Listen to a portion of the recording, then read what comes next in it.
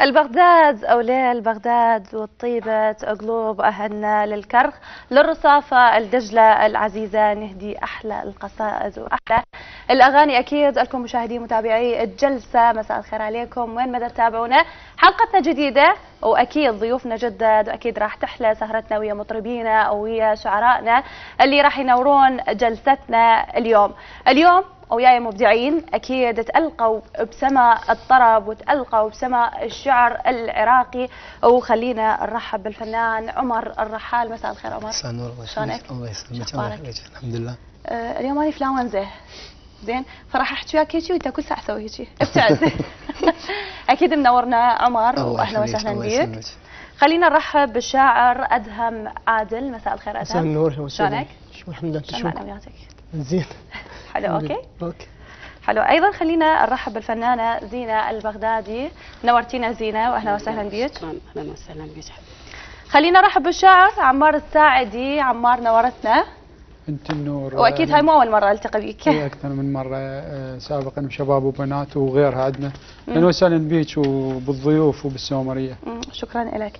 خليني ابدي مشوار حديثي وابدي ويا عمر. عمر انت درست الفن اكاديميا؟ نعم. لو اعتمدت على موهبتك بالغناء؟ لا خلصت مرحلتين صراحه وتوقفت يعني ما كملتها كلها. يعني انت تحس انه الدراسه الاكاديميه للفنان ايش قد مهمه اليوم؟ اكيد 100% كل الاهميه. شنو اللي راح تضيفه للفنان؟ كل شيء بحياتي انه من خلاله يتعلم على المقام، على الطبقه، على النوطه الموسيقيه، ما يكون انسان كامل كفنان يعني. طيب الآن اللي أعرفه أنه العمل بالفن يضيف هواية أشياء، ينطي خبرة للفنان، ما ضاف لك هذا الشيء؟ لا أكيد طبعا. أضاف لك خبرة؟ أكيد. حلو. أنا حابة أتناقش بهذا الموضوع ويا زينة بما أنه اثنينكم نفس الوسط. زينة أول شيء أنت يعني درست الفن أكاديميا لو اعتمدتي على موهبتك فقط؟ لا الصراحة أنا اعتمدت على موهبتي. اي نعم. طيب منين استفاديتي كخبره؟ منين قدرتي انه يعني تقولين انا حابه اطور زينه اليوم، اطور صوتها، اطور غنائها؟ من اللي شجعك؟ من اللي كنتي تاخذين بنصيحته وملاحظاته؟ اكثر شيء والدي يعني كان هو اللي علمني. انا كان عندي صوت بس كنت قبل ما اعرف المقامات لان انا الصراحه ما دارسه. يعني والدك مهتم بالفن؟ اي هو يعني والدي حتى يعزف يعني على آلة موسيقيه احنا نسميها الربابه. فهو اللي علمني المقامات. ووالدتي اي نعم. والدتك كانت بهذا الوسط؟ اي والدتي فنانه قديمه يعني. ما تقدرين تقولين؟ لا ما حلو. يعني ماكو شخص مقرب لزينة اليوم او صديق إلك قدر انه ينصحك، او فنان معروف قدر انه ينطيك نصائح كل ما تغنين؟ بما انه حضرتك كان ادز فيديو كليب. نعم. اوكي وانطرح هذا ولاقى صدى من الجمهور. اي نعم الحمد لله. اكو احد كان يعني ينطيك ملاحظات من اصدقائك؟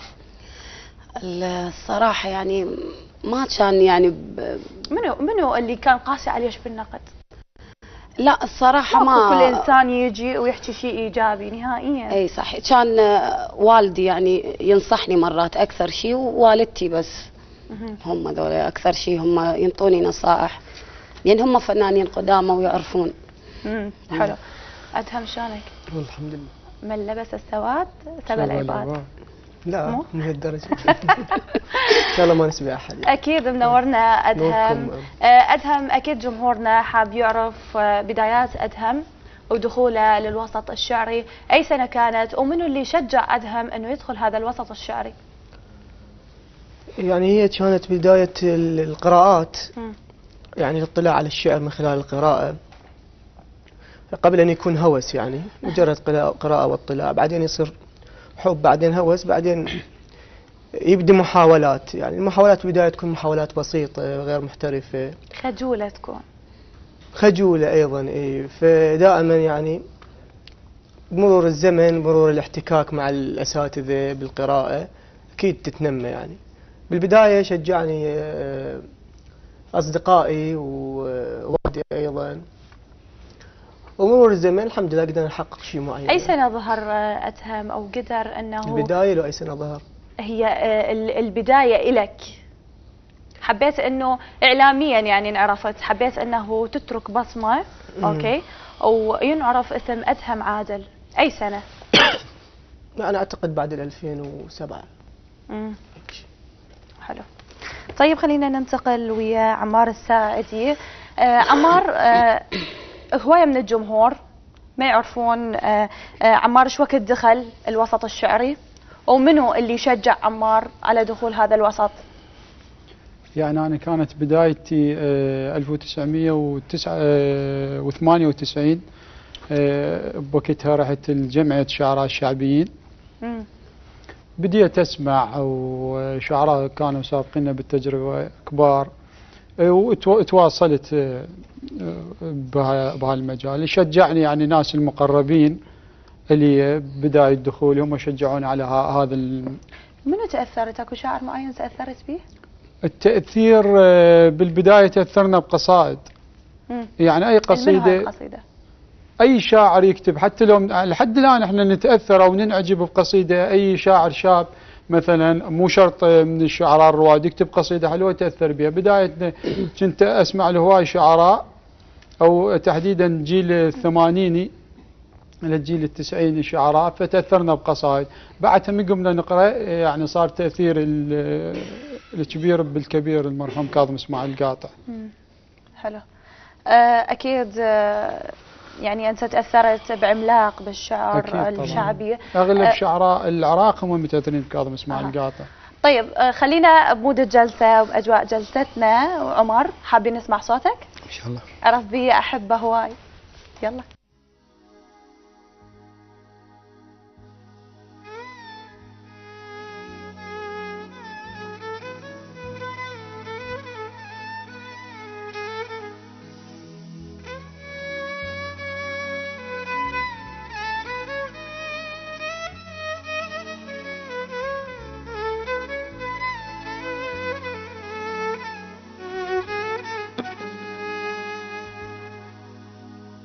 وحدي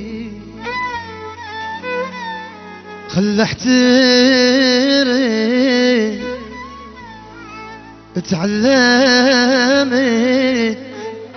وحدي شو جيتني عمري واخذت شان، حنيت لي لو جاي نتكمل رجابات مسكين متأمل، حنيت لي لو جاي نتكمل رجابات مسكين متأمل، بالعمر من اكتشفتك ضدي، بالعمر من اكتشف عرف بيا احبه هواي، قصص القلب وياي شنو قصد حبيبي ضاي، هذا يريد يموتني يفرح قلبه ذا احتار، غار يقول اجي صار يجيب الحطب فوق النار، هذا يريد يموتني عرف بيا احبه هواي، خلصت القلب وياي شنو قصد حبيبي ضاي، هذا يريد يموتني يفرح قلبه ذا احتار، غار يقول عاجز صار يجيب الحطب فوق النار، هذا يريد يموتني شنو يعني شنو يعني ناويها يضيعني، خلي الناس تسمعني هذا يريد يموتني، شنو يعني شنو يعني ناويها يضيعني، خلي الناس تسمعني هذا يريد يموتني عرف بيها حبه هواي، خلصت قلب وياي شنو قصة حبيبي باي هذا يريد يموتني. شنو يعني ناوي هي ضياني خلي الناس تسمعني هذا يريد يموتني. الله عليك، بس ما كملت الأغنية ليش؟ طبعا عمر يريد يموتني ما كمل الأغنية. أكيد خلينا نمود الجلسة وخلينا ننتقل للشعر. وأدهم ايش راح تسمعنا؟ اسمعكم يعني قصيدة جديدة. وحيجاوبك أكيد عمار بالشعر. أوكي. عفتون ومشيت وقاد الدخان، عفتون ومشيت وقاد الدخان، وهذا أول درب راح أمشي بيه مقيود، ما قايدني جف من طحت فوق القاع، أنا مسافر خطية الوجه كل مقرود، لقيت بي النوارس خوش دير الشيب، ولقى عندي الونين المشتهى المريود، وبي جروح فرحة الدفان، مني يشوف ميت بالدرب ممدود، وانتو شوختي الخطة بعين الليل، مثل خطة كحل جوا العيون السود، وانا وضحكتي تجفل بوجه الناس، جفلة سنبلة بشوفة وجه حاسود، ووقت وحيرتي اترست ايام اوهام، تلطم تريد وما حظت بزنود، حرامات الدمع ما شاف فكة باب، انا تمنيت اطش بوجه ما مسدود، انا تمنيت افصل للثكالة هدوم من عنده واضم لصفنة اللي يزود، عفتوني وعرفت فراقكم يا لون، وضقت لوعة الساتر من يطم جنود، انا بروح الموادع زفل العرسان، ترى بصدر الشهيد معرس البارود، وحق كل شيلة ذبت روحها على المات، وحق كل زند اسمر ذي علق مشدود، لو شايفني وحدي شلون من رديت، شاشق زيجة بي وفرع الجلمود، ومو هسه الوجع تار الذوايا الروح، بدا بي الوجع من كنت ما موجود، من كانت الحنة وشعر ام اخوان، قبل لا تنثني وتنكسر مثل العود، من كانت خجل تختل بنص الثوب، اذا شافت ابوي المغربية يعود، من كان الحزن صح حزن بس بخير، من كان الدمع من يهل يلقى خدود، من كان الوقت يستحي يأذي الناس، قبل لا يقبح ويلبس وجه هادود، يعني فراقكم ما ضاف بس الموت، ولو هو البشر ميت إذا مولود. نظراتك ربيع اشقد حية السنين، نظراتك ربيع اشقد حية السنين، ماتن من رحت واصفر وجه ياسي، بردانة جفوف ولهفت بممشاك، وخريف فراق عينك ذبل احساسي، ما قصدان اتبعك يوم عني مشيت، بس احسب خطوتك ناسي ما ناسي، الماء ما كملتها الناس حد ممشاي، وبدت خطواتك رجع تصرخ براسي، رجعت بالكاس صب الروح بالكنساك، دخت قمت انا اشوف صورتك كاسي، عفت يمك مشاعر كان بنات بيوت، ما طلعن وحقك حتى الانفاسي، عزيزات بمعستك قد عذاب جفاك، تهدم من مشن بفراك انساسي، توف الدين وينك لي مو مديون، راجع ذكرياتك، شوف كراس جملتك كثر ما شوفتني الآه، وصور وسط القصائد زرعتك فاسي، من يا بيت اشيلك يا قصيدة شلون توارد شردق لهم لوحك وناسي.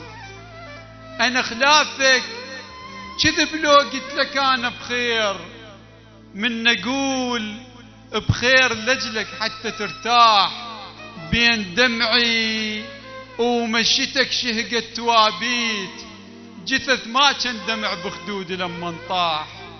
على خدود المقابر فتحت تعيين، دفانين رادت بالدموع ارواح، روح دموع طلعت من طلعت الباب، رد قفل عيون وكسر المفتاح.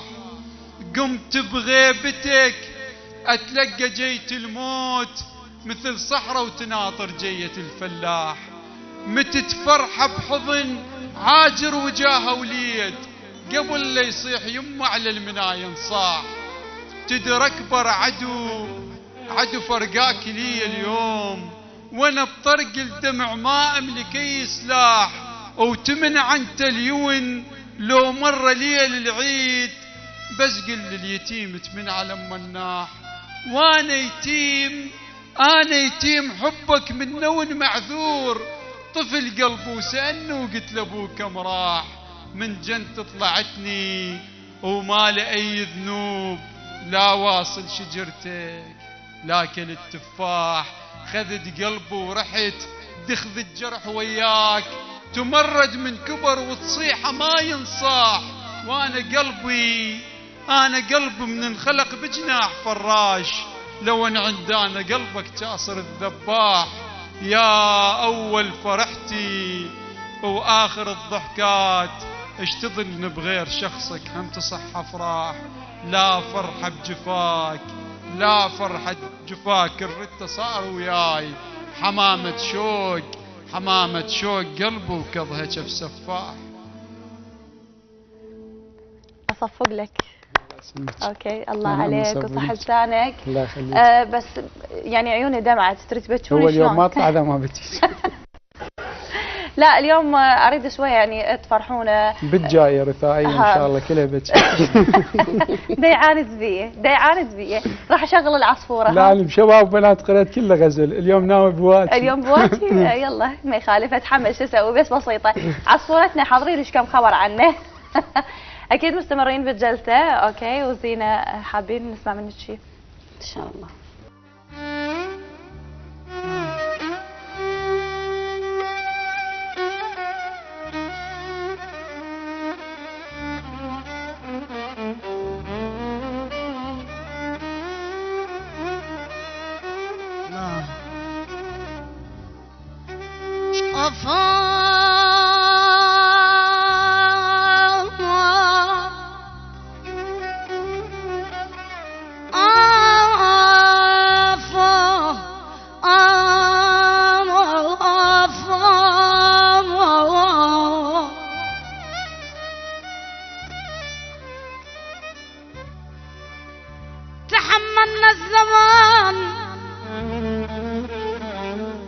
تحملنا الزمان اشكال والوان، يما تغربنا وحملنا انواع الهموم، رضينا بقسم عشنا شلون ما كان، رضينا بقسم عشنا شلون انا ما كان، يما الما يرضى بقسمته يعيش ندمان،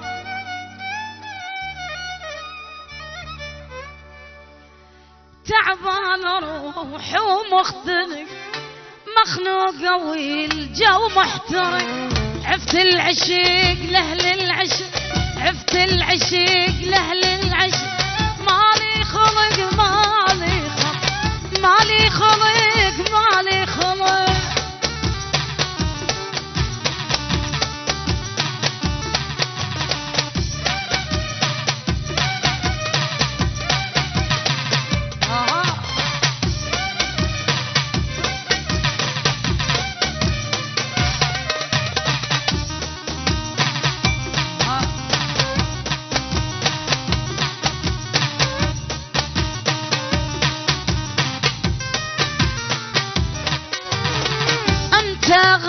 غلطتي وللأسف خليتني بذنب اعترف. من عشرتك قلب انتلف، من عشرتك قلب انتلف. ما ظل واحس للعشق، ما ظل واحس للعشق.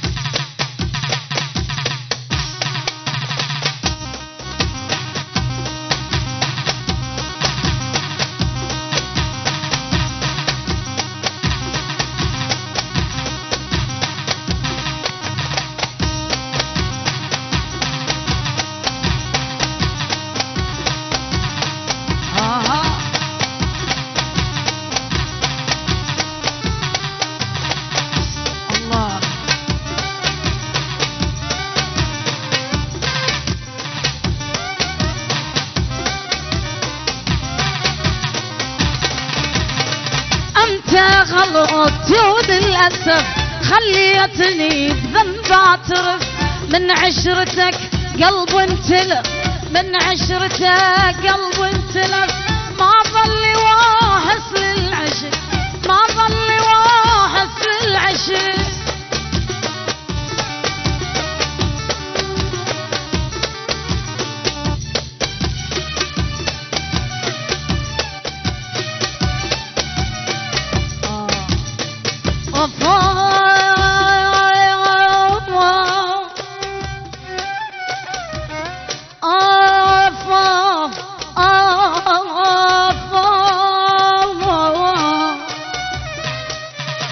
اتركني منك كل شي ما اريد ترجع لي ولا ارجع لك اني بس اذا ارجع لك اني بس اذا قاع والسما لو تنطبق، قاع والسما لو تنطبق.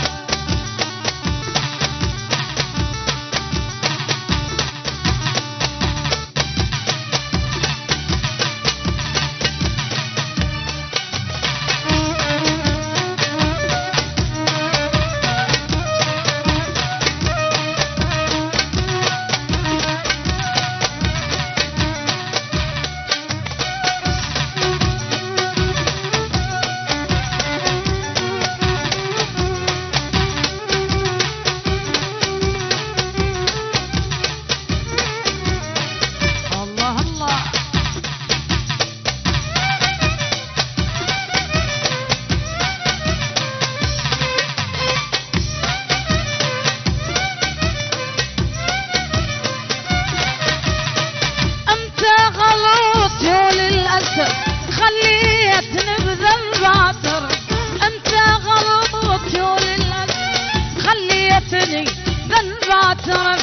من عشرتك قلب انتلف، من عشرتك قلب انتلف.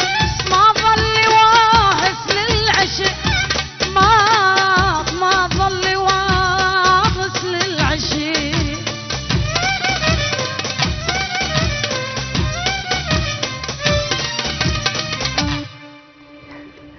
الله عليك وعاش الصوت. تسلمين. لا والله شويه ما ظل واهس للعشق ابدا نهائيا. اي والله حلوه اغنيتك، حبيتها وكلماتها اكيد حلوه. بس ايمن تقولين هاي الكلمات كلها بصراحه؟ الصراحه اي انا طبعا اختاريت هذا الكلام يعني فد شيء بالي. يلا ما نحكي، يلا هي باينه المكتوب باين من عنوانه. ما ظل واهس للعشق. خلينا ويا عمر جدا هادئ، مو مشاكس نهائيا. اوكي ها عمر هادئ ليش؟ احسن انت بطبعك هادئ لو هسه صرت هادئ؟ طبعك هيك؟ لا شلون بالاغنيه وين؟ هذا يريد يموتني شلون؟ اي واحد. عموري حابه اخذ رايك بصراحه، بما انه اليوم ويانا صوت نسائي. شنو رايك اليوم بالاصوات النسائيه اللي على الساحه الفنيه؟ اكيد هي اكو اصوات حلوه ظهرت بصراحه. عمر بعيدا عن المثاليات وفلان مطربه صديقتي وفلان مطربه زميلتي او معارف، أنا حابة أعرفها بكل صراحة اليوم. لا هو اكو كثير فنانات ظهروا على الشاشه من الوسط الفني، وبس صراحه مو كل الفنانات اللي ثبتن وجود نفس الشيء مثل الفنانين الباقيين. هم كذا فنان ظهر وكذا، بس يبقى الصح ويبقى الصوت الصح ويبقى العمل الصح والصوره الصح، شيء يكمل شيء اكيد. فاكو فنانات موجودات حاليا بالوسط الفني، بس انطيني اسماء، انطيني اسماء بصراحة، خلينا نتكلم، انطيني اسماء اليوم ناجحة بالوسط الغنائي. ما نقدر نذكر اسماء، بس مع احترامي الفنانة زينة اكيد من الاسماء المعروفة وغنية عن التعريف، يعني من ضمن الاسماء الناجحة صراحة. لا والله لا صراحة يعني لا هو يقول لك الشيء اللي ينقال صراحة يعني احنا بدنا نحكي صراحة، لانه محور حديثنا ما يعتمد على المجاملات. لا ما بمجاملة اكيد. اوكي بس انا حابة اعرف منك اسماء اليوم تقول، او اصوات نسائية فعلا انت تقول هي هاي الاصوات اللي تمثل الاغنية العراقية وخصوصا المرأة. ما راح اقدر اقول لك اسماء. جواب دبلوماسي انا اقول لكم. خلينا ننتقل ويا زينة، ما لها خلق بالعشق نهائيا. زينة، بعد ما سمعت اني رأي عمر بالاصوات النسائية العراقية، حابة اعرف منك اكيد الاصوات اليوم يعني خلينا نقول شبابية. نعم. اوكي، الرجال تحديدا منو اللي مبدع او منو اللي ابدع بهذا الشيء بالوقت الحالي واللي برز بالوسط الفني؟ الصراحة هي هم عمر ما كان صريح وياي بصراحة يعني. لا لا هو كلام عمر يعني كلش حلو. ساكت عمر.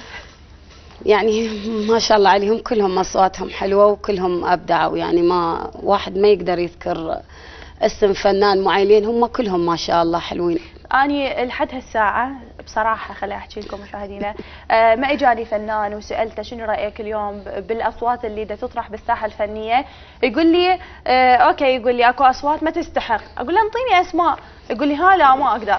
ما يصير، ما يصير يعني العلاقات اللي لا مو حكم العلاقات، بس يعني ما تقدرين مثل أنا ما رايدة هسه الأصوات السيئة، رايدة الأصوات الجيدة. لا كلها أصواتها جيدة، يعني عموري خاف تقول، يعني خاف تقولين كيف هو قال زينة أنا حقول عمر. لا عمر يعني أولا من الأسماء اللي ما أقدر أني أقولها، بس لأن عمر موجود وأني أحب صوته حلو. عمر يعني أول واحد من عندهم، وكلهم يعني اصواتهم حلوه وجيده، واحد ما يقدر يعني يحدد، كلهم حلوين. على طار المجاملات شلون؟ لا ماكو مجاملات هاي الصراحه. حتى ذا يعني مداخله، حتى اذا رادت تعد يعني شو تعد واحد اثنين ما شاء الله يعني كلهم. واكو مساله يعني نلاحظها، اكو بعض المطربين يغنون يعني الشباب يغني اغنيه بها سفاف، فالبعض ينتقده، بس هذا نفسه هذا المطرب مرات من يغني اغنيه طربيه عمار، لا صوت رائع. لي انه اكو اسماء يعني صراحه 2 3 ما يخالف انه تعدد لي، يعني ما دا اقول الكل، بس راح يزعلون على طار المجاملات ما قلت لكم. اي يعني مجاملات. خليني انتقل ويا ادهم العقول. شكرا. اللي لابس اسود. شكرا. واليوم عمر هم لابس اسود. اوكي، خلينا ننتقل ويا ادهم ونشوف انه البعض يقول انه اكو ربح وخساره بالشعر، يعني ينظر للشعر كمشروع تجاري، اوكي، ينتفع منه. انا حابه اعرف ردك على هذا الموضوع، للي ينظر للشعر مشروع تجاري ينتفع منه مو موهبه. هو وين بينفع يعني؟ لا ليش اكو مهرجانات بها فلوس وبها دفع بصراحه. هذا مو شعر، احنا جاي اكو بها ناس ايضا اذا تسمح لي شعراء تقرا بنوادي ليليه، اوكي، وكذلك يستفيدون ماديا. يعني هو الشعر شعر، يعني بغض النظر عن كل شيء، الشعر يبقى فن محترم، فن رصين، فن خاضع القوانين. اما اللي يسف بالشعر هذا يسف الروح، زين يسف النفس، يسف شخصيته. اللي يمتهن الشعر يعني بالنوادي الليليه هاي حقيقه ما سامع بيها. ما سامع بيها؟ اي ما سامع بيها. قبل شوي كنا انا استاذ رياض نحكي بهذا الموضوع، قلت تفاجئت انا بهيك موضوع يعني. بس موضوع المهرجانات اكيد موجود، وهذا اعتبره شيء يجوز اقل وطبيعي عادي. صدق؟ ها؟ تفضل كمل كلامك. لا استاذ رياض دا يقول لي من قد ما انت طيب يعني حتى ما تعرف انه لا دا يحكي بالايربيس ما تعرف انه اكو شعراء صراحه يعني هاي شغلتهم. هذا مال النوادي الليلي انا ادرب مطربين يعني مطربين او ملحنين نمر يعني يسموه، بس بالشعر يعني فاجئتني يعني. سامع ايش موضوع؟ سامع، انت كمل حديثك حتى نعقب عليهم. بس بالنسبه للمهرجانات يعني اذا كان مهرجان محترم، مهرجان ذو قيمه، مهرجان موضوع محترم فطبيعي، اما اذا كان مهرجان مسيف او لغرض غير اخلاقي فاكيد يعني. فقلت لك الشعر شعر ولي سي طيب. النفس. اكيد راجعه ويا عمار وقال عنده انه انا حابه اخذ رايك بنفس الموضوع اذا تسمح لي عمار، واكيد حوارنا ساخن ومستمر اكيد بعد الفاصل.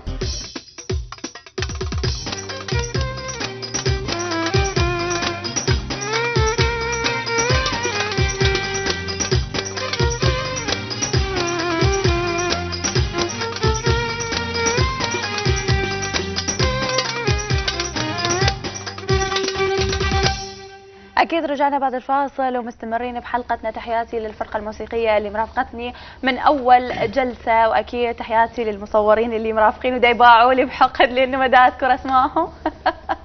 أكيد يعني أشرف أنه عندي كادر كامل ساهم بإنجاح الجلسة وساهم بإنجاح البرنامج، أكيد من مخرجين ومن مصورين ومن صوت وإضاءة. خلينا نرجع بمحورنا، لا مخرج واحد مخلد.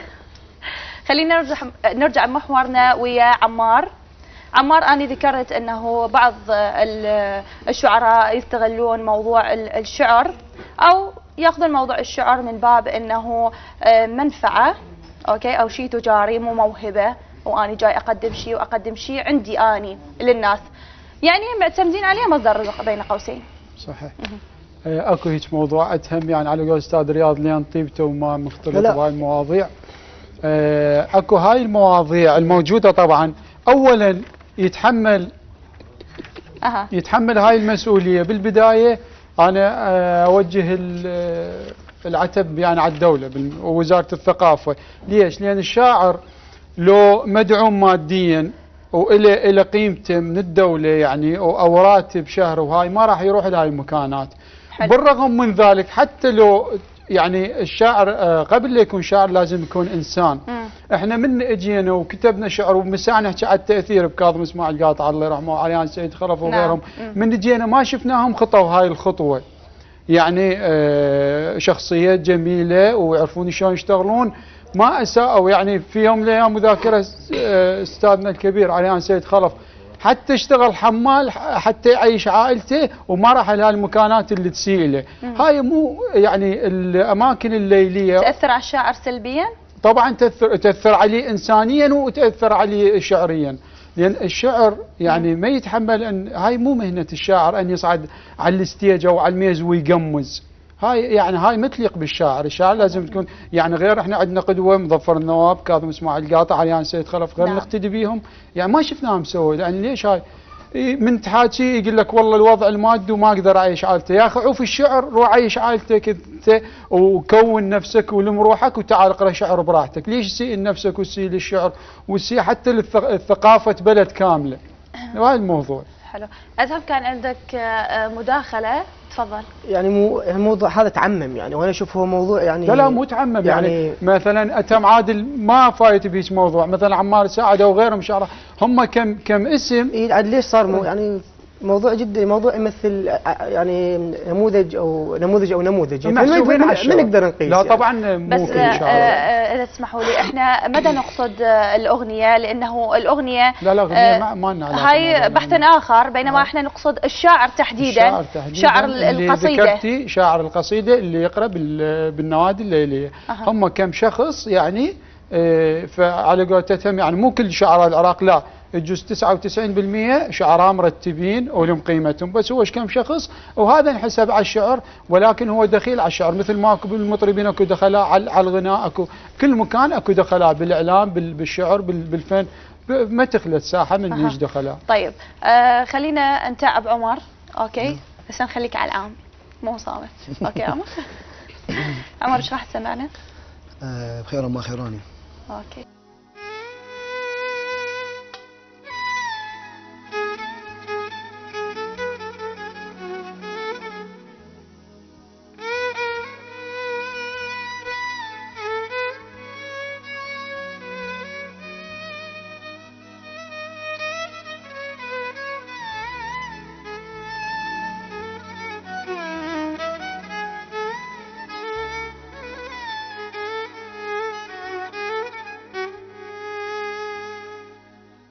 بخيرهم ما خيروني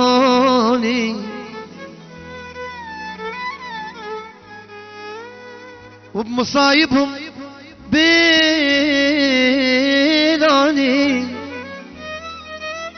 انا احتاجيتهم خلوني وحدي، ذب لو وجهي كان وردي. دار الزمن واليوم جوني، دار الزمن واليوم جون. هم قسموا بعد لا تحب احد وفا ماكو بعد. لا لا لا لا لا لا لا لا لا لا، خيرهم ما خيروني وبمصايبهم بيلوني. بخيرهم ما خيروني وبمصايبهم بيلوني. تاجيتهم خلوني وحدي، لفي لو وجهي كان وردي. تاجيتهم خلوني وحدي، لفي لو وجهي كان وردي. دار الزمن واليوم جوني، دار الزمن واليوم جوني. هم قسمه وعاد بعد لا تحب احد وفا ماكو بعد. لا لا لا لا لا لا لا لا لا لا، هم قسمه وعاد بعد ما احب احد وفا ماكو بعد. لا لا لا لا لا لا لا لا لا لا.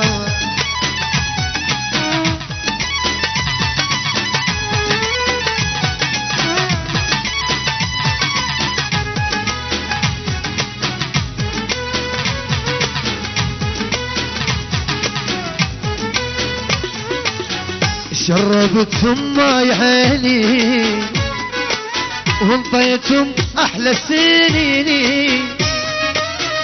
شربتهم ماي عيني وانطيتهم احلى سنيني. جيتهم عشان وابكي، ابن القهر ما اقدر احكي. جيتهم عشان وابكي، ابن القهر ما اقدر احكي. قطرة مي ما شربوني، قطرة مي ما شربوني. هم قسموا وعاد بعد لا تحب احد وفا ماكو بعد. لا لا لا لا لا لا لا لا لا لا، هم قسموا وعاد بعد ما احب احد وفا ماكو بعد. لا لا لا لا لا لا لا لا لا لا.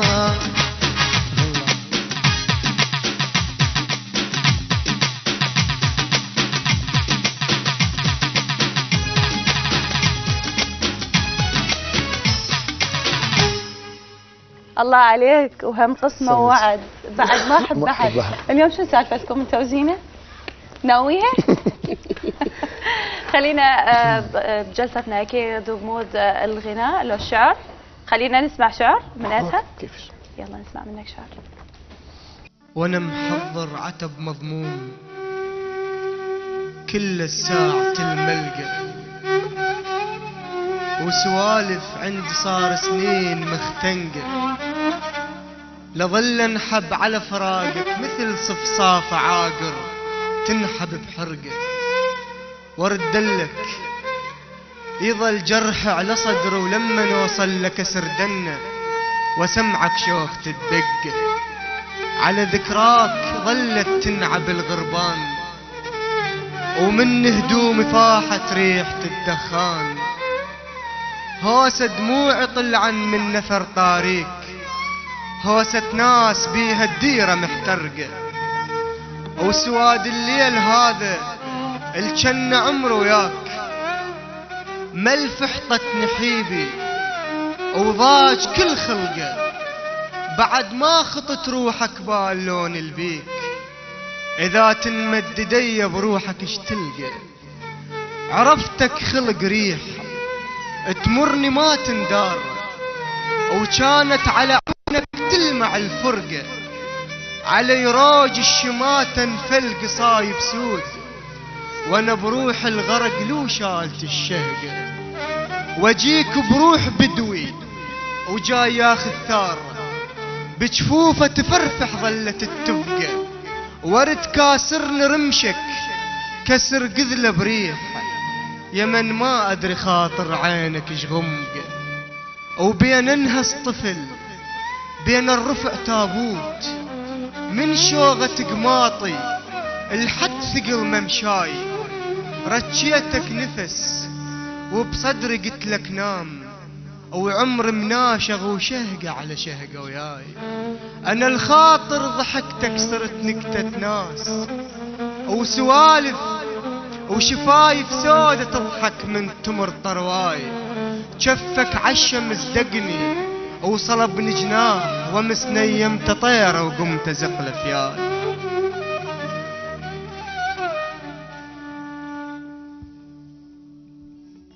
هاي قصيدة طبعا طلبت مني هواي، انا ما قاريها بقناة، راح تكون حصريا لقناتكم، بس شوية بيها بكي. الى والدي إلى من هدمني لكي يبني العراق، إلى والدي وإلى كل شهداء العراق، جندي كان وزمزميت دموع أمي، جندي كان وزمزميت دموع أمي، التنزل بسالم تعود، وما يحط خوذة على راسه، كان بغداد على راسه، من أجلها ينام وقفة على السواتر حتى ليدنك راسه، الما أخذ شور السياسة، الكان من يمشي بضميره بس يحس ريح الغدر موطن نجاسة، يقول له روح الوطن رايد له روح، هالوطن مل الجروح، والنطاق جروف دجلة، ومن يشده تكمل بظهر الخريطة، يعني حيدر كان ظهره، ويعني كان حسين ظهره، ويعني شف عباس ظهره، ويعني كل نخلة ببصرتك كان موجودة على ظهره، وكل جبالك كل أرامل منطقتنا ومنطقتكم واليتامى ودمعة أمه والرصاف وصرخة السياب كانت كلها موجودة على ظهره.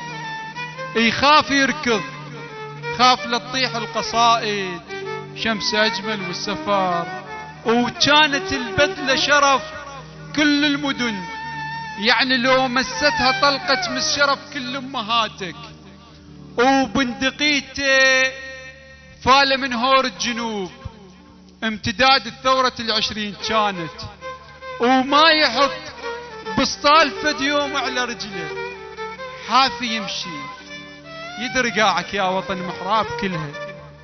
وكانت امي من تودع بجفها طاسة الماي تعرفها، وذاك يومك ماكو طاسة، دورتها وما لقتها، مكلبة شافتها ببدلته تعد حيل، تقول له تاني ذاك ملك الموت عالساتر ينطرك، وبسمة الموت على شفته يقلها تاني عيب بغداد ايش نقلها، نقلها خفنا وهي بالشدة تعرفنا، وتدر فوق الموت طفنا، وبينا عالساتر تغنى يا قاعد رابج كافوري، حطيت الروح بشاجوري.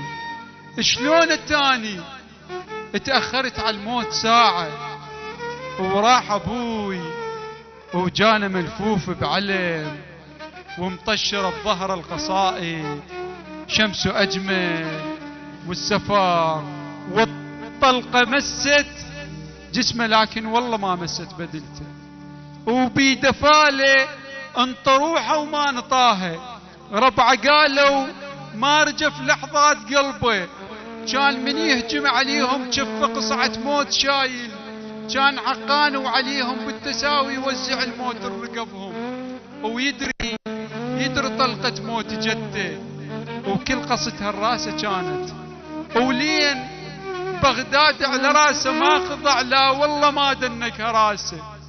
هاي يا ابويا، هاي يا ابويا اللي ما نسيتك، جد مكاثارة بعتها ببيت قلبي، ولسه صوتك ما نسيته.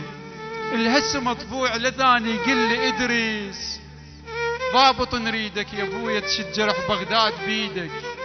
ما صرت ضابط يا ابويا منك اخجل، لو متت وهناك اشوفك، هناك بجيوش المقابر انا ضابط وانت جند، شلون اصير؟ شلون شتعل عليك وانا شفت الشمس تسجد بين يديك، والله تسجد بين يديك. انت بال20 عمرك حصلت اعظم شهادة، وهي صارت هور ما وصلت رتبتك، يعني تسجد بين يديك. ما صرت ضابط ولكن شاعر انا خلاف عينك، شايل هموم الخريطة وما ضحك سن على واحد نام جاي، وما اذله هواية قد سلواقف يبيع بتقاطع. شاعر انا الفقر كلش يحبني، والحزن مشكور ما قصر يجيني وما تركني، والدمع عاشق لخدي، يعني لا تحزن علي بويا، لا تقلق علي، انا خير من الله، كوم هموم عندي. الله عليك اكيد وصح لسانك، والقصيده جدا اثرت بي. انا اسف بكيت. عاد مش عفوني.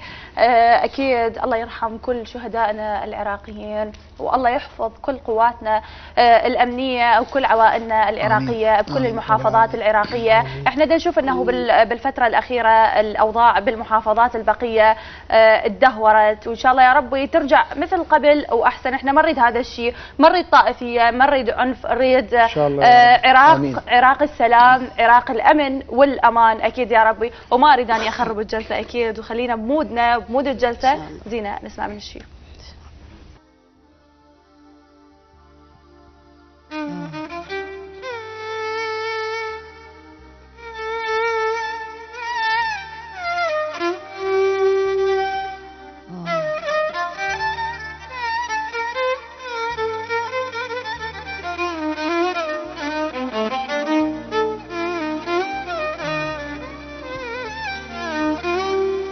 على حظ زعلت وتخاربت وياه،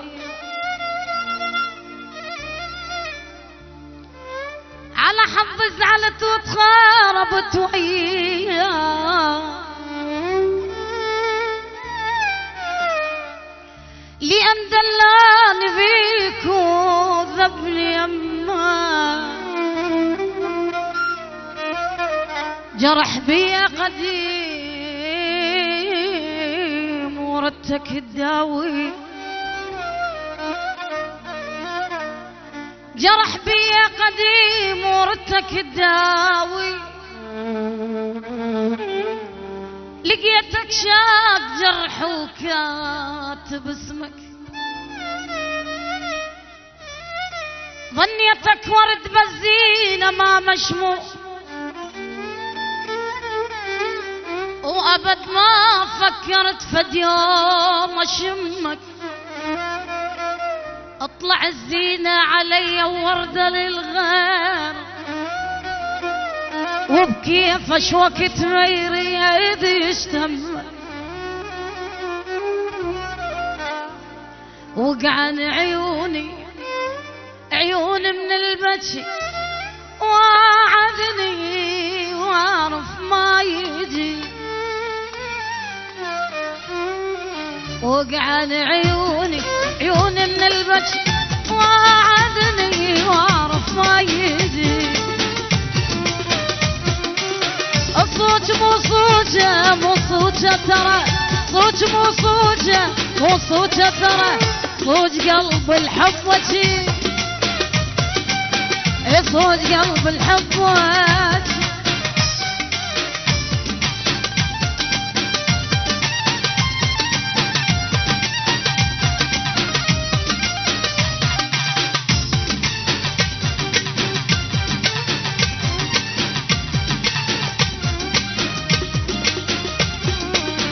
الله الله.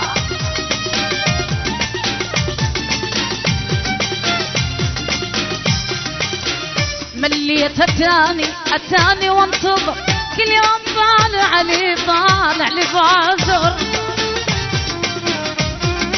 اي مليت التاني وانتظر، كل يوم طالع لي بعذر. انصح وما ينفع انصح وما ينفع المثل ما ياخذ حكي،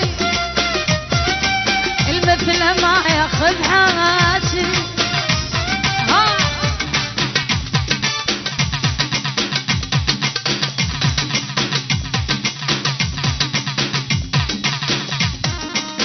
الله الله.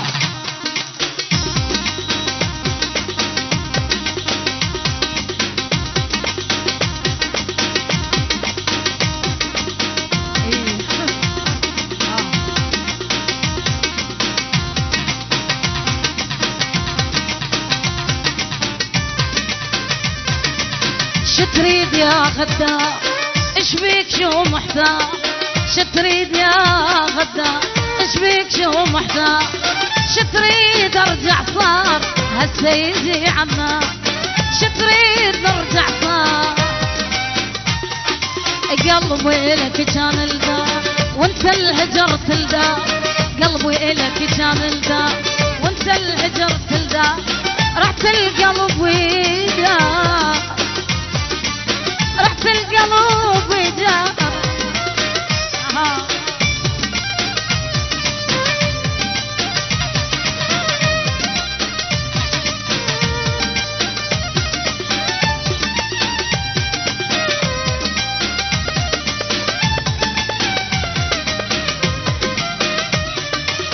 من تالي صرت تغار لما زمان اقدر، من تالي صرت تغار لما زمان اقدر.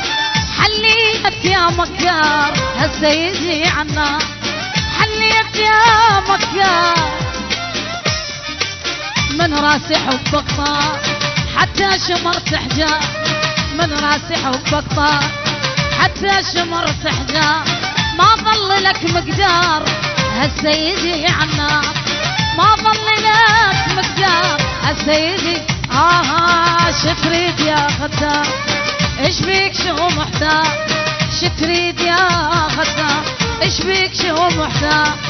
شتريد نرجع صار هالسيدي عنا، شتريد نرجع صار.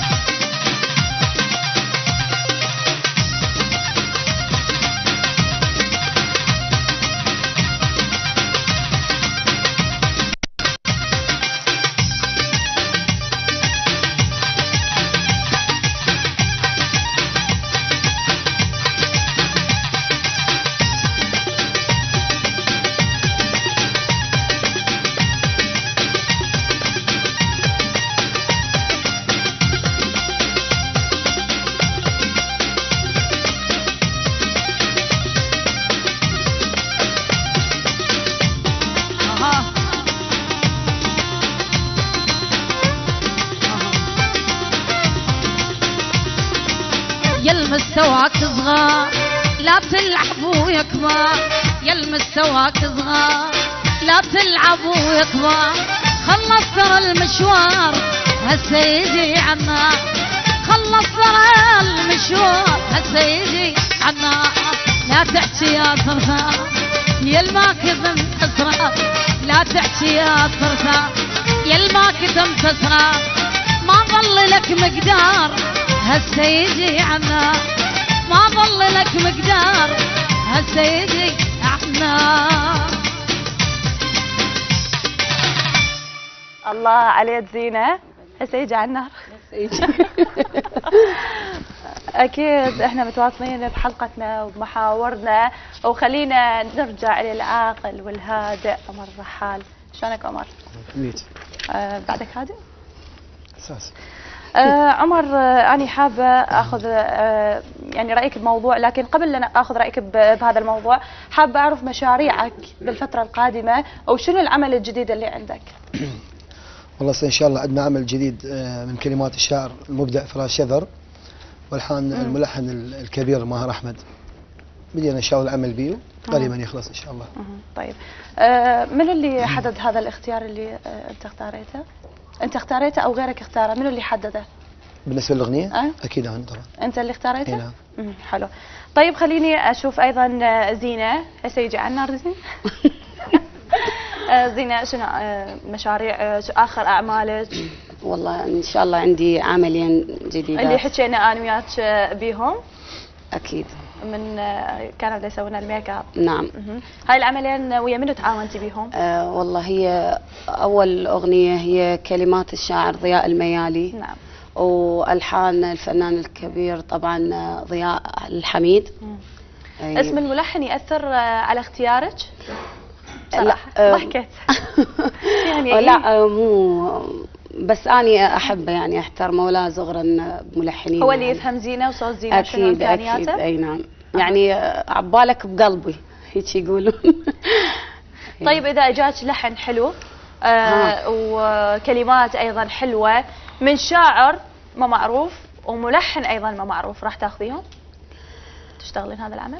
والله اذا الكلام حلو واللحن حلو واني يعني اكون معجبه بيهن او واثقه من عندهن. نعم. لان يوصلن للجمهور اكيد اختارهن. حلو، يعني ما عندش اي اعتراض انه الملحن يكون مشهور او عنده الحان الغير فنانيه؟ هي اذا كان مشهور واذا ما مشهور هو تتبع الكلام الحلو. نعم. طيب عندنا فاصل؟ عندنا فاصل من بعد راجعين.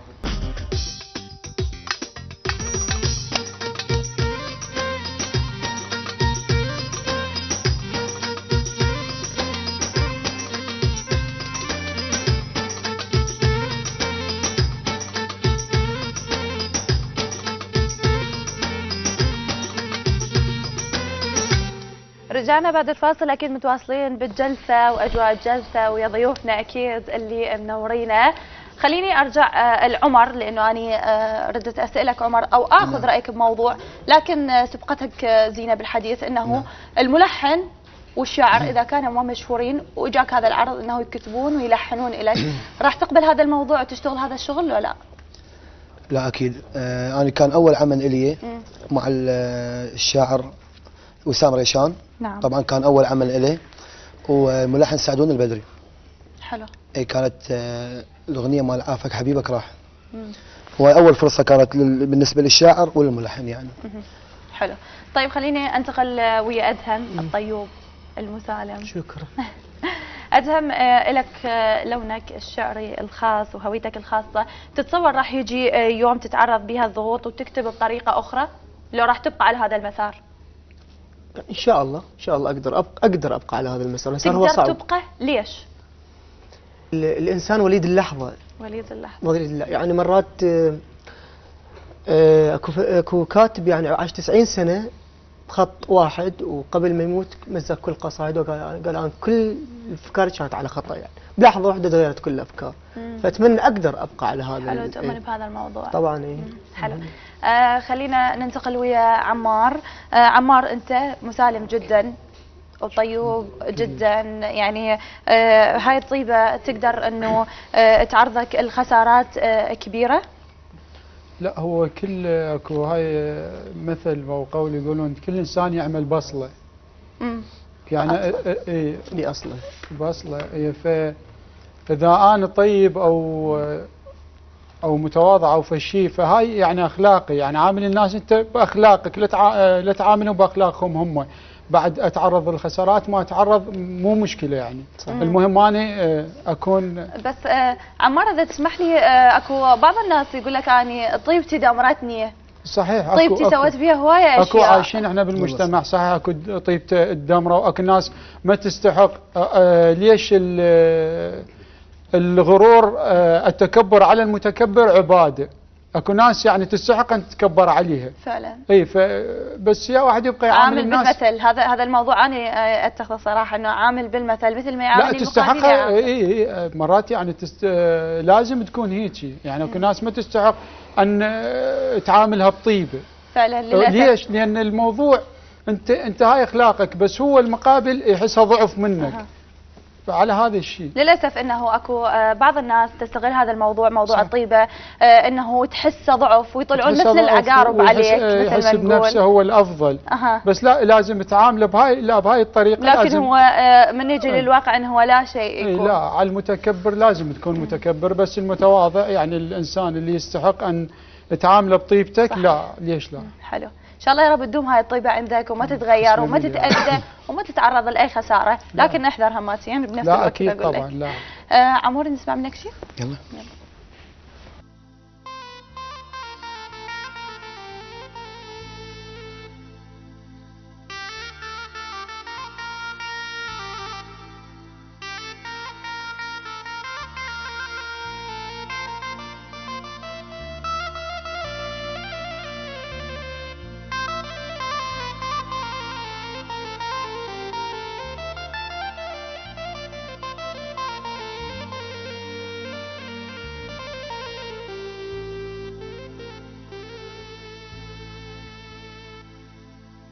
ويلي ويلي ويل،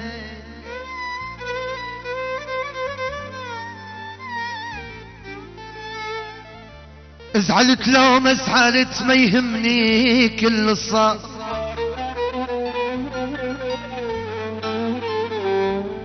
انا زعلت لو ما زعلت ما يهمني كل صار، انا ذاك الزمان انتهى تمر واقول لك صار، انا ذاك الزمان انتهى من ايدي راح انفراس، هسه انا طير بسما، هسه انا طير بسما وتريد ارد للقفص،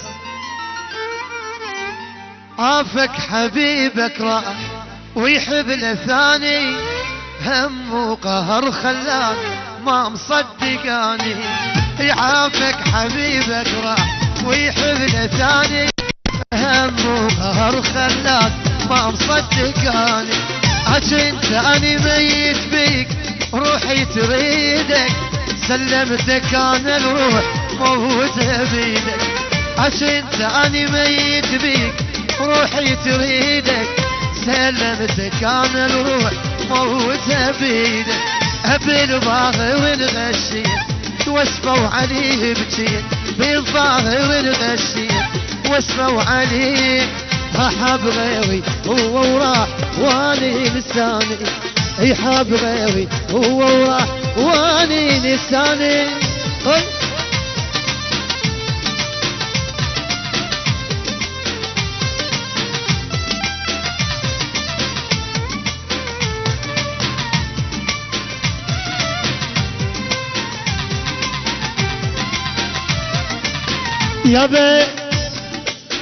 يابا قشمرني قشمرني،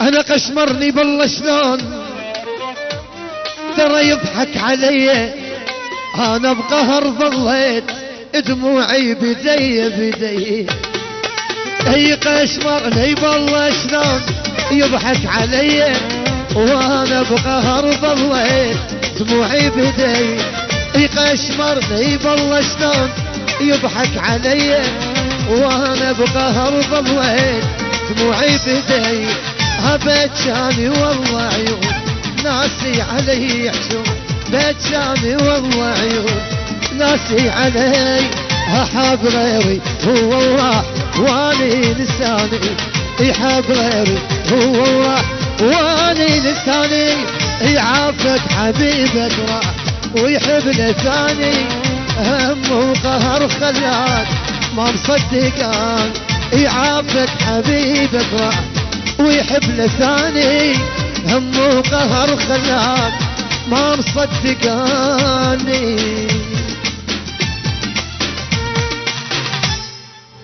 الله عليك. الله. اليوم شنو موضوعكم؟ متفقين انا وزين عليك. يجوز والله سووا لانه اليوم كله على الفراق وراح مشتغلين الحين كلنا حافظين. خلينا نشوف ادهم ايش راح يقول. ادهم سمعنا شيء؟ شيل زعلك بقلبي وثقلن الخطوات، وبي الناس حست قالت الشايل، وعصف بي العتب ريح بصدر بستان، ووقع ورقة طاحت من غصن مايل، يشاورني الهوى يقول لي الولد زعلان ويرجف قلبي مثل طويرة الزاجل، وانا حاكيت دمع اطلع بعد للناس، وصلت للوداع علما بعد خاتل، وصلوا لك حكي وقالوا جب الطريق وانا ودفع عيونك كل شي ما قايل، اذا شايل بعينك عتب يجدح غيظ، انا بعين غير الدمع ما شايل، مر بي ندم ما مر على الشتال، وحز قلبي خجل ما حاس العايل، حيرة قلبي حيرة ام ال80 نزروا ربع بنها وهو ما نازل، فوق خدود دمع الخشن ما يرتاح، رايد صحرا شي يسوي بوجه ذابل، لبست الفشلة ثوب من النحر مشقوق، وطلع تركض وشعر على المتن هادل، وعلي قالت الناس شلون دنيا وهذا ياهو الخبلة وكان الصبح عاقل.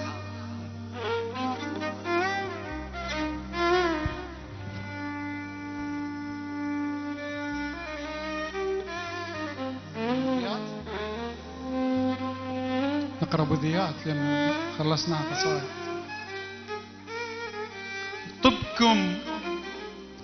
طبكم ما نفع بي ولا اعشاب، احب جنون ويقلي. طبكم ما نفع بي ولا اعشاب، احب جنون ويقلي. ولا اعشاب تعالوا شوف دلالي، ولع شب منحط على الفرات يفور ميه.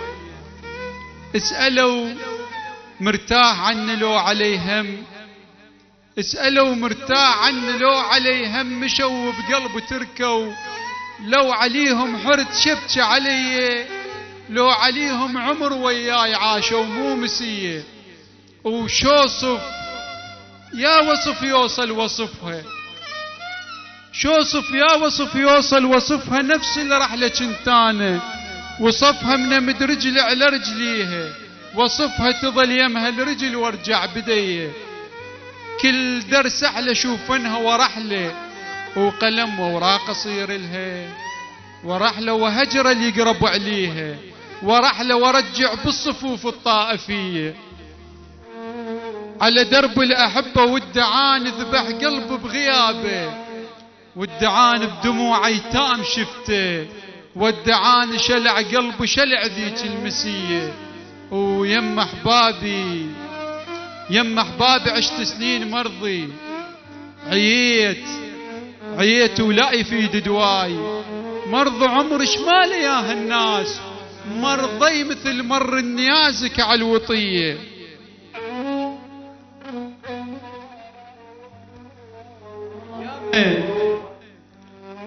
يا معيون قبلك ولا عني، يا معيون قبلك ولا عني شفتك شو ولحن، ولا عني الحكي عني بغيابك، ولا عني لعن روحه لما مريت بيه.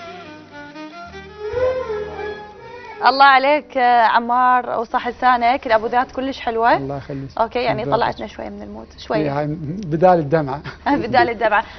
ادهم سمعنا قصيده قصيره. اوكي. يلعفتوني وحدي بليل ما بي باب،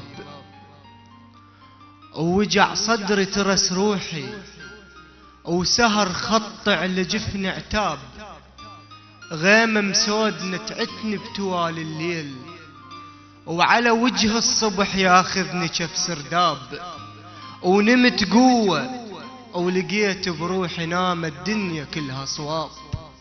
محتاج صحر العمر من ناس احس مختنق، الضحك كله كذب والدمع كله صدق، شايل خلق للطعن بس قلبي ما له خلق، اتمنى ثوب العمر كاشفت طول الفتق، مرات اريد انهزم ومرات اريد اللجم ومرات اريد احترق.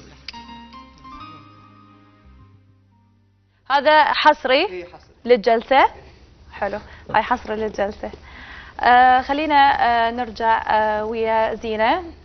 زينة أكيد منورتنا. زينة اليوم خلينا نتكلم على موضوع. نقول شو الموضوع؟ قولي لي. أقول؟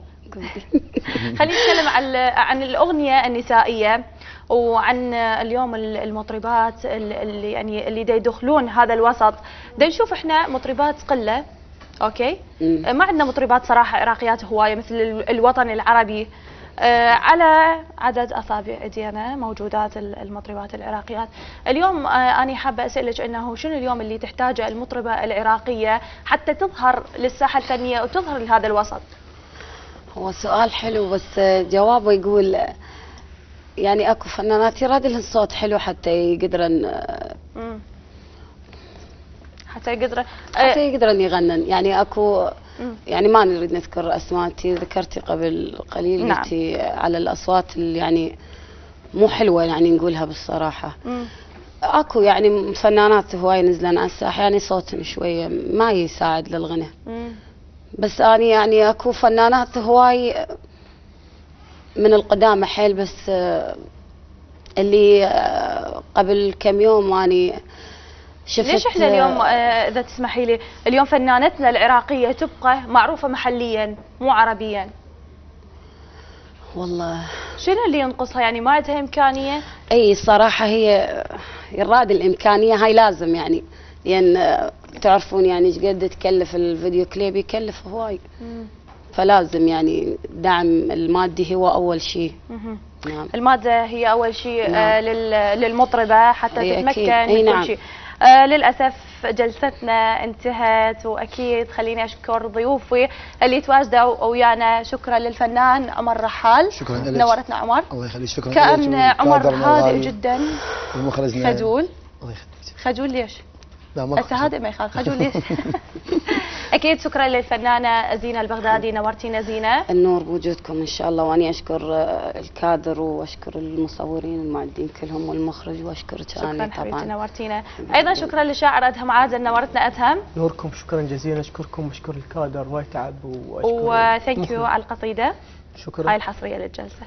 من عيوني. تسلم. ايضا شكرا للشاعر عمار الساعدي. هبطتك مو؟ نورتنا عمار، واهلا وسهلا بك، وان شاء الله يا رب الموفقيه اكيد للجميع اللي موجودين وياي. شكرا لك براء، شكرا للضيوف، شكرا لاستاذ رياض المعد الانسان الرائع، شكرا للمخرج الكادر اللي تعب ويانا، شكرا للسومريه. شكرا لك. اكيد شكرا للكادر اللي رافقني من المصورين، اكيد ومن المعد ومن المخرج ومن الصوت ومن الاضاءه ومن الفرقه. انتظرونا اكيد حلقه جديده، واكيد ضيوف جدد ويا شعراء ومطربين.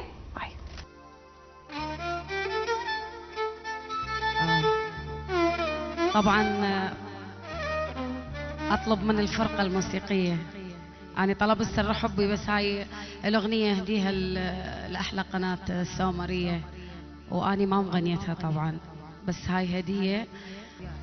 وانا متحمل احزان تحرق بقلبي نيران، وانا متحمل احزان تحرق بقلبي نيران، صدق عني يسألونه، صدق عني يسألونه، يقلهم كروه تعبان، ويقلهم كروه تعبان، يعوزني اللي دللته، ولاجل السيف تجران.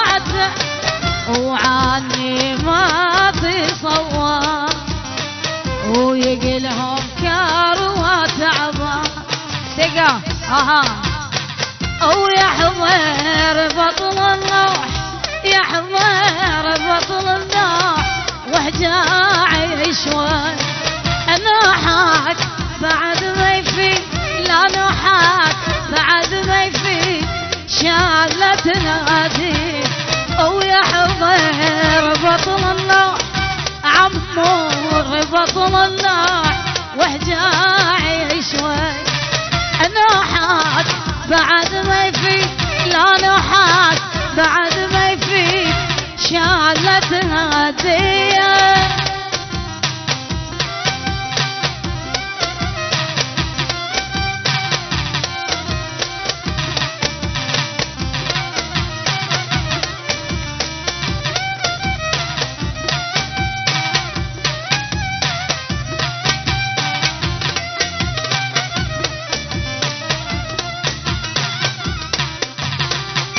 للعقرب تعني للعقرب تعني بيد زاويتها حلو بعد وياي لحل وبعد وياي هاي الغيب وللعقرب تعني للعقرب تعني بيد زاويتها حلو بعد وياي لحن وبعد وياي هاي الريدتها ويحضر بطل النوح يحضر بطل النوح وحجاعي شوي نوحك بعد ما يفيد لا نوحك بعد ما يفيد شالت هدي